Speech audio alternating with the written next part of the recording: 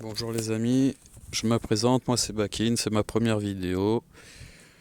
Je vais essayer de faire des petits posts de temps en temps sur le pain, autre chose, des petites recettes, d'avoir un petit suivi sur cette chaîne. Et aujourd'hui je vais faire une pizza romaine, c'est-à-dire avec de l'huile, une pâte fine et croustillante.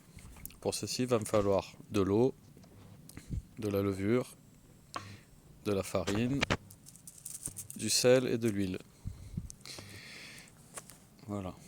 Donc j'ai fait un mélange hier, j'ai mis 43 centilitres d'eau, 13 centilitres d'huile, un sachet de levure et 1 kg de farine.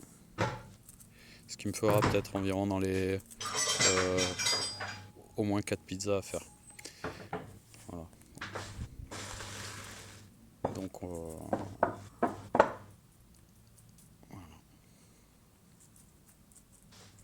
je mets dans un saladier, je mets ma levure, je mets mon eau,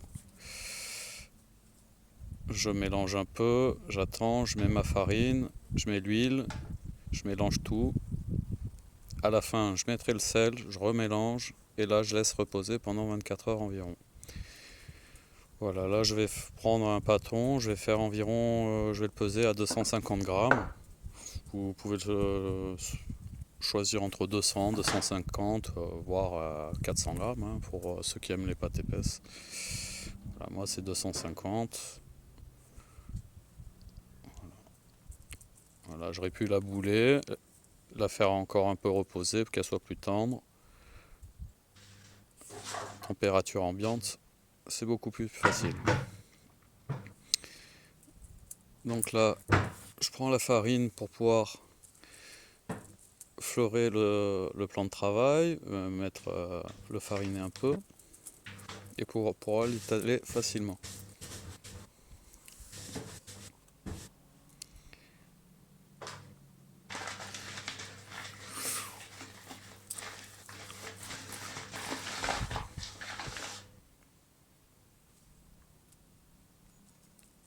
Voilà. Toujours faire attention qu'il n'y ait pas d'eau sur le plan de travail. C'est ce qui rend la tâche toujours le plus difficile. Surtout si on travaille avec un four avec une sole, cela peut faire coller la pizza au four, ce qui devient un peu embêtant.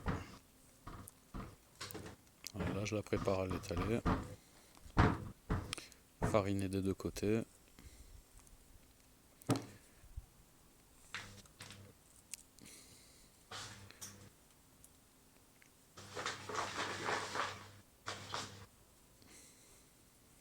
Là, je vais utiliser un rouleau, c'est plus facile parce que c'est une pâte romaine un peu plus sèche et c'est pas une pâte napolitaine. Même si je pourrais le faire.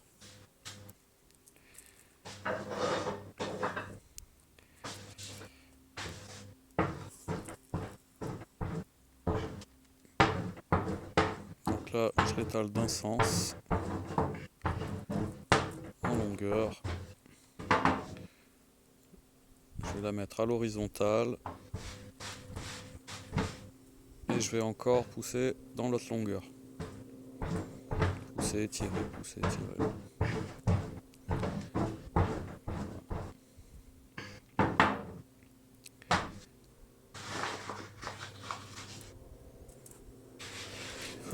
Toujours fariner si vous avez des doutes, que ça commence à accrocher. Un petit coup de farine. Là, je tire sur les extrémités en faisant des rotations. Si elle se déchire, comme la pâte à modeler, on appuie dessus. D'un côté, voire des deux côtés, c'est toujours mieux. Et si ça a du mal, on prend de l'eau, on humecte un peu, on aplatit comme la pâte à modeler et on refarine pour pas que ça accroche. Voilà.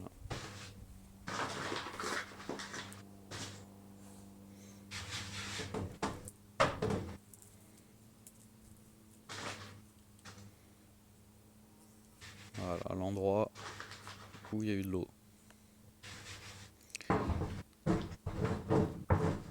Ouais, c'est beaucoup mieux avec la chaleur ambiante.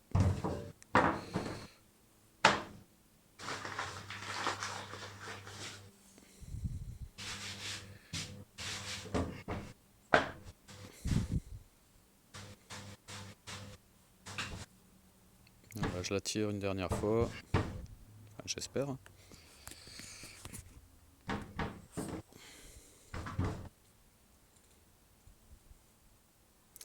Là, je vais la prendre sur le poignet pour pouvoir la déplacer facilement et la poser sur ma grille.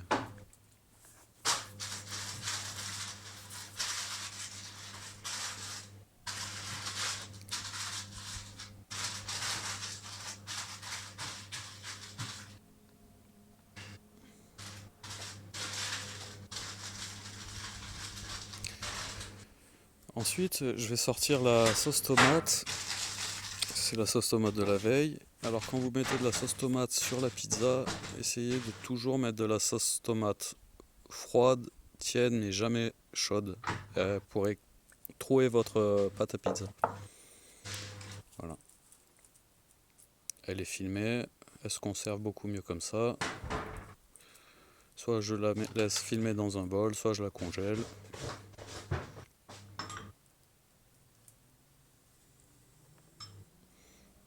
Voilà, je dispose ça au centre.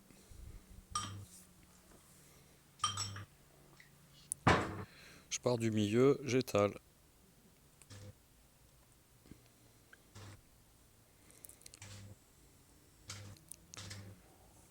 Mettez-en à votre convenance. Il y en a qui aiment beaucoup de sauce avec beaucoup de sauce tomate, d'autres qui aiment pas trop la sauce tomate, d'autres la crème fraîche. Voilà.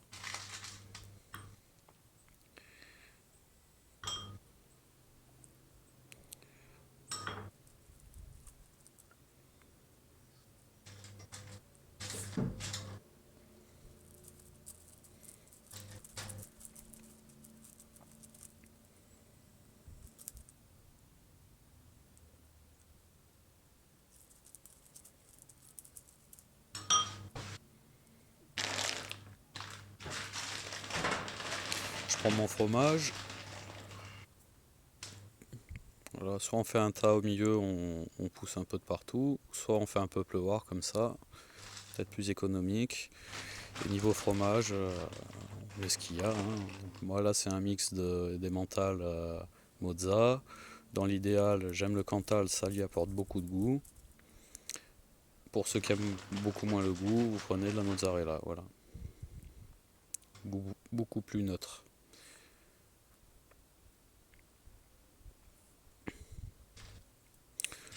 Donc on dirait que j'ai fini. Je vais pouvoir l'enfourner. Voilà.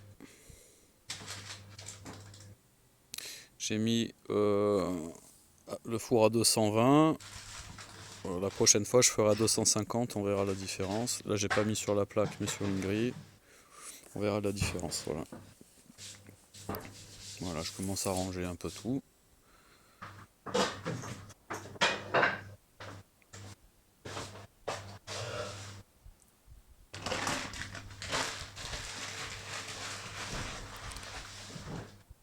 Ni vu ni connu.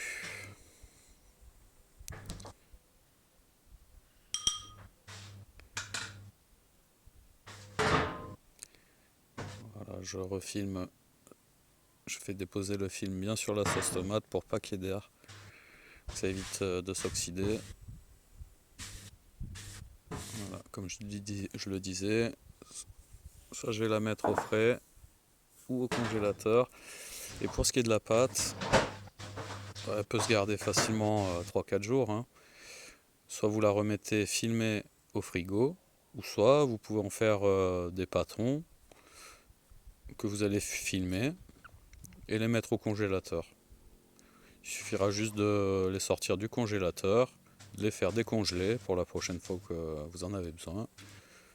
Et au moins tout sera prêt pour... Voilà, vous voyez. Hop. Le côté pratique. Ou vous pouvez toujours faire du pain avec ce qui reste.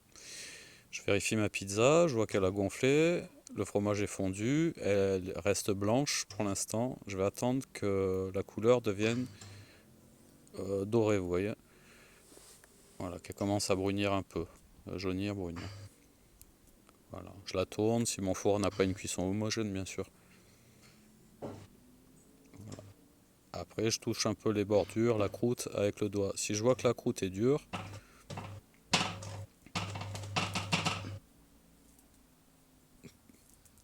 et ben voilà, la croûte est dure, croustillante, à souhait.